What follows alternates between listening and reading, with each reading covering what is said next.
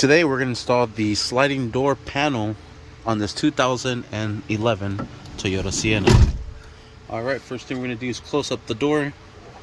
Next we're going to grab our panel and we're just going to slide it into place. Just like so. Perfect. Lock it and then open up the door. I guess I should have mentioned to make sure you have it locked first. Now that you have the door back open, we're going to reach in and grab the pigtail for the window switch. We're going to go ahead and connect that window switch into the pigtail.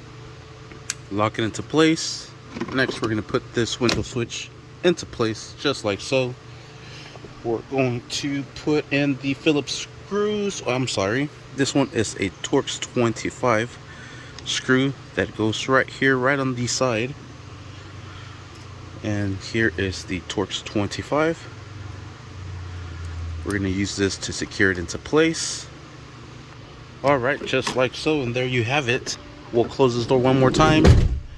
Give everything a nice good slapping.